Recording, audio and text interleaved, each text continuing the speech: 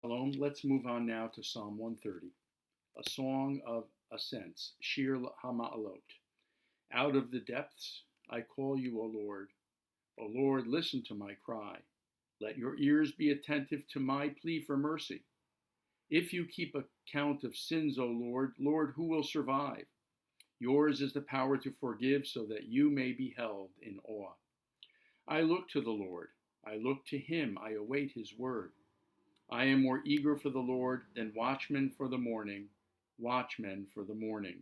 O Israel, wait for the Lord, for with the Lord is steadfast love and great power to redeem. It is he who will redeem Israel from all their iniquities.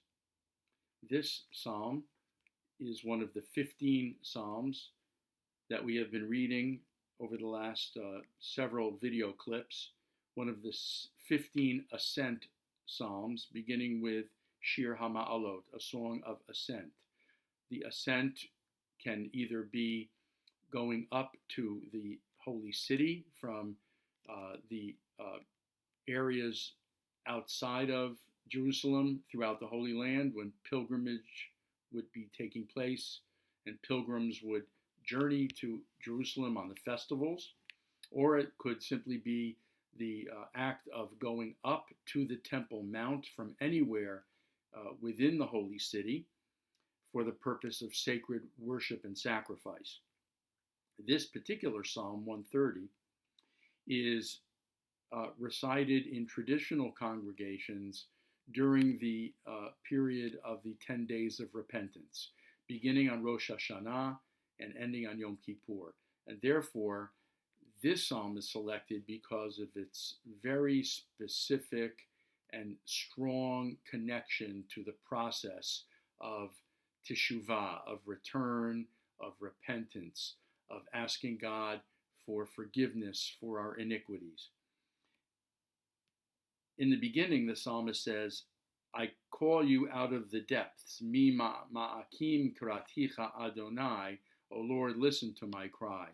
And if we were to have only that verse and nothing below it as it stands, we would have expected this psalm, or at least perhaps would have expected the psalmist to take us in a different direction based on the context and based on where we've gone with the other psalms.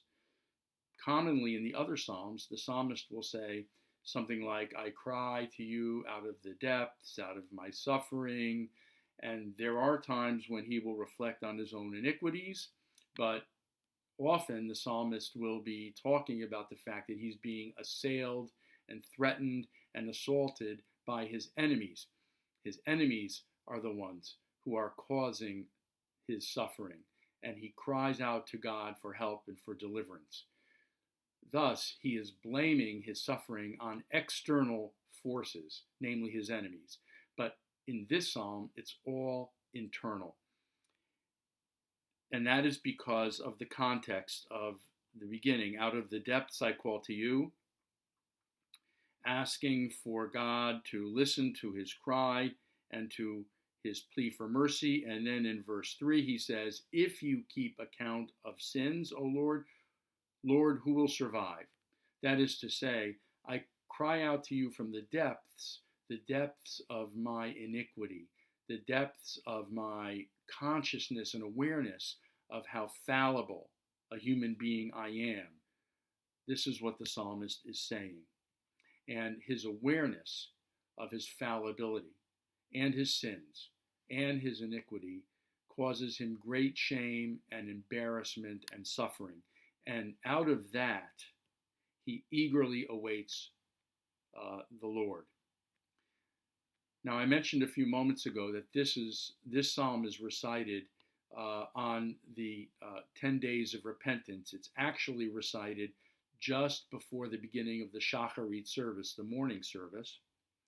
And as I also mentioned, it is one of 15 psalms of ascent. There is a legend, a midrash, that teaches that the 15 psalms corresponds to the 15 steps that led up in the Temple Mount to the inner sanctuary, the Holy of Holies.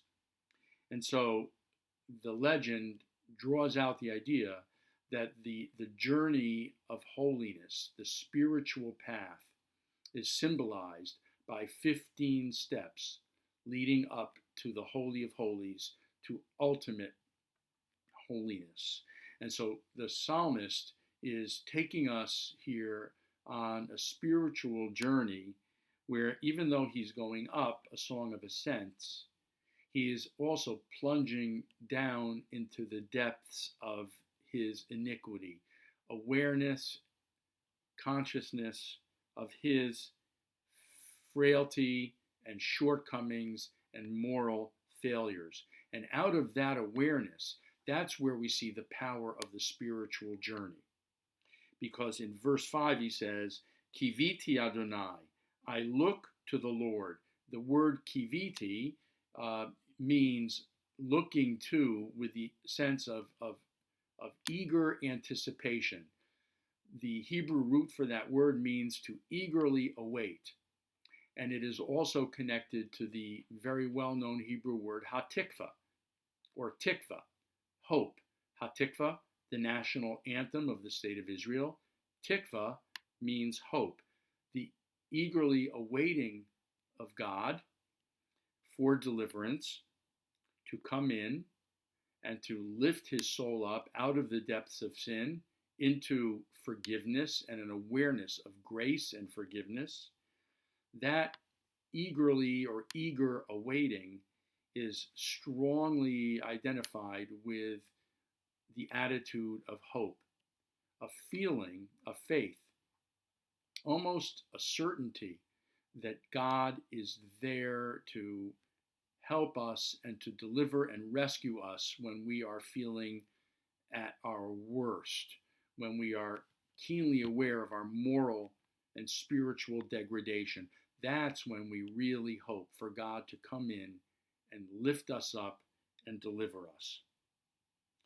The psalmist says, I am more eager for the Lord than watchmen for the morning. And he repeats it, watchmen for the morning, for emphasis.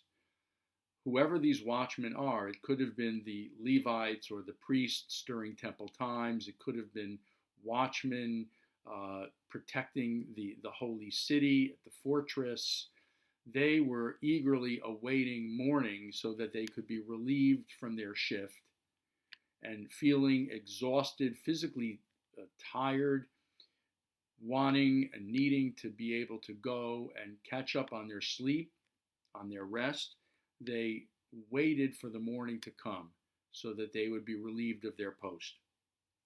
And also symbolically, the psalmist seems to be saying, out of this sense of moral fatigue, in his own moral darkness, in his own spiritual darkness, he eagerly awaits for the light to come, for the morning to come, symbolizing a deliverance, a new day, the entrance into a new phase of life for him, where he leaves the darkness and suffering of iniquity into the light of forgiveness.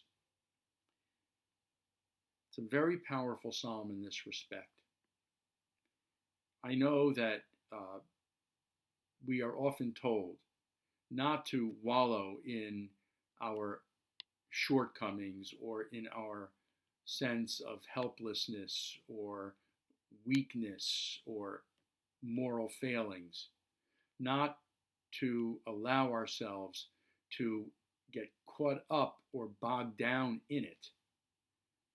We are often reminded to think about all of our good points as well. And that is very, very true.